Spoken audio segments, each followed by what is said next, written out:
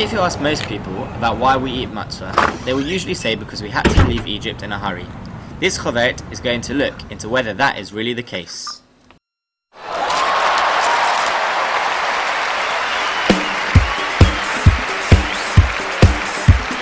Kosher, wanna just eat kosher. Eat it for Passover, yeah. Talking about Passover. Well, check it out, it's kosher. Every year I wanna be a matzah man. Eat the kind of food that the rabbi says we can. Serve it for the Seder, it's a feast. Doesn't have much flavor and no yeast. Matzah balls are heavy, so better eat them slow. And they're sort of binding, won't let my people go. Hey, hey, oi, oi, hey. Matzah man, yeah. I've got to be a matzah man. I gotta be a matzah man, yeah. I've got to eat a matzah. Ow! Matzah man, yeah. I've got to be a matzah man. Matzah man, yeah, yeah. I've got to eat a matzah. Hey, hey, oi, oi, hey. Matzah man.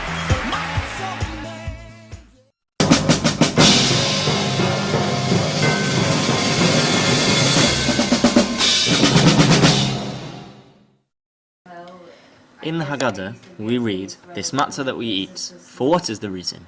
Because the dough our fathers did not have time to become leavened, before the King of Kings, the Holy One, blessed be He, revealed Himself to them, and redeemed them. Thus, it is said, they baked matzah cakes from the dough that they had brought out of Egypt, because it was not leavened, for they had been driven out of Egypt, and could not delay, and they also had not prepared any other provisions." However, we actually encounter matzah before this incident. In the laning for Shabbat HaChodesh, which we had last week, in chapter 12 of Shemot, we read, "And they shall eat the meat, the Korban Pesach, on that night, roasted over fire with matzot. It should be eaten with maror. 7 days you should eat matzah, and you shall guard the matzot, because on this very day I have taken your legions out of the land of Egypt." It seems that matzah has two functions. On the one hand, it was intended to be the basis of a festival for 7 days each year, whilst on the other hand, we eat it to remember the fact that by accident, we left Egypt quicker than we had planned. Based on these two sources in the Torah, I would like to suggest that we can learn two big lessons from matzah. One is regarding the food itself, and the other is about the precise process used to make it, i.e. that it cannot be left more than 18 minutes, otherwise it is chametz. Okay, that's fine. Now we know that matzah is used to remember the rush state in which we left Egypt. But why can't we own chametz, or even see any in our houses? Why do we have to go to such lengths to swap over our entire kitchens for Pesach?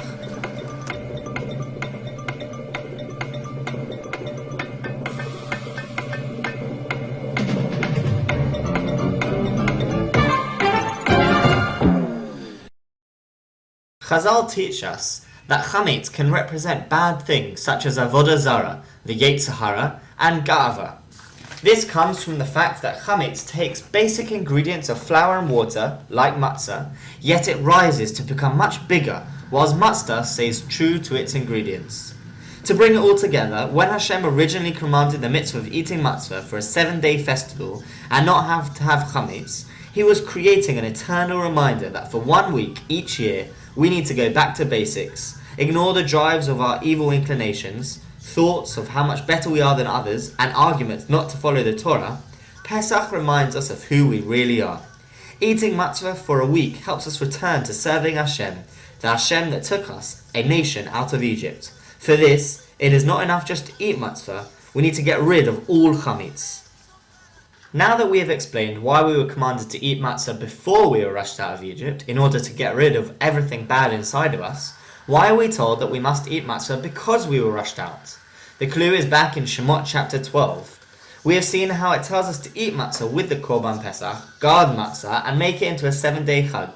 But in Shemot 12, verse 11, it says, "And you should eat it, Korban Pesach, matzah and maror, in haste, It is a Pesach offering to Hashem. Why were they told to eat it quickly? Is it because Hashem wanted to get an early night before midnight when the 10th plague was about to happen? Did he want to teach them how to eat quickly as a practice for the next morning when they leave Egypt?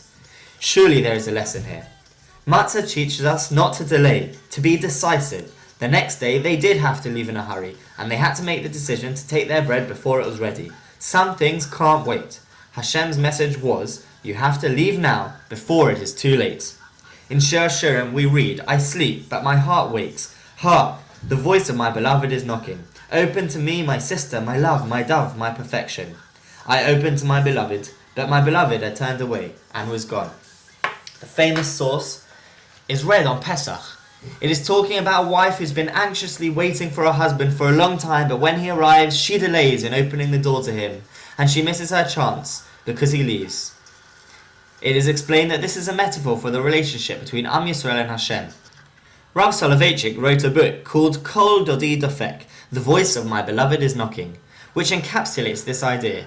The book is his views on Zionism and how we should seize the moment and listen to Hashem's modern-day messages. It reads, Judaism has always been very strict regarding the prohibition against missing the moment. It possesses a highly developed and sensitive time consciousness and views the slightest delay as a sin. The land of Israel did not betray the people of Israel. She remained faithful to them, and during all those years awaited her Redeemer. It stands to reason then that when the possibility arose for the Jewish people to return to its land, the land which had withheld its treasures from strangers and guarded them from us, Orthodox Jews would eagerly bestir themselves to perform this great and important commandment, and would plunge with joy and enthusiasm into the midst of this holy task, the building and the settling of the land. Alas, we did not act thus. When the desolate wife who had awaited us with such yearning and for so long invited us, her sons, to come and redeem her from her desolate condition, and when the beloved, who had watched over the desolation for almost 1900 years and who had decreed that not a tree would flourish there, knocked on the doors of his love, the maiden, we religious Jews, did not rush to descend from her couch and let in her beloved. The message of Matzah is not to delay. 18 minutes and it's Matzah. 1 more second and you are transgressing a serious commandment. When we left Egypt, Hashem was telling us to seize the moment. We learned that we could not have survived 1 more minute in Egypt due to the low spiritual level we were on. When the redemption comes, especially when you've been waiting for it for so long, do not miss the opportunity. This message was relevant then, and it is so relevant now. The redemption is coming in Israel. Don't miss the boat. To finish, there is a famous story of the Arizal, who once announced to his Talmidim, let's go to Jerusalem now. Instead of going, the Talmidim said they would just ask their wives before they left. At this point, the Ari said that the moment had passed. Had they gone immediately, Mashiach would have come. Pesach and Matzah teach us to seize the moment as it arises.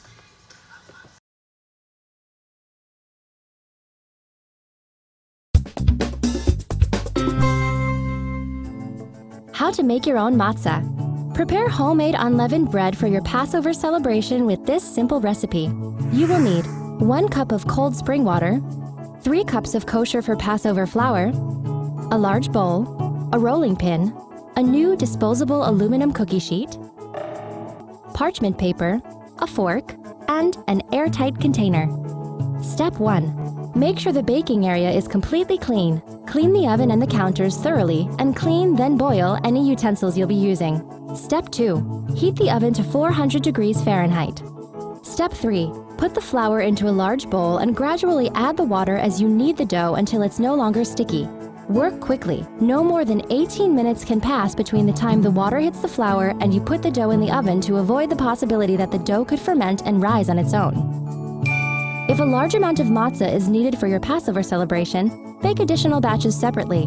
The time constraints make it difficult to increase the recipe. Step 4. Roll out the dough as thinly as possible and transfer it to a cookie sheet lined with parchment paper, or separate the dough and roll out a series of small round matzah. Use a fork to make rows of perforations in the flattened dough. Step 5. Bake until it's browned and crispy 5 to 8 minutes. Let it cool completely before storing it in an airtight container. Makes about 8 servings. Did you know? Ashkenazi Jews usually eat matzah that is a hard, thin wafer, while some Sephardic Jews make a softer, thicker matzah similar to a tortilla.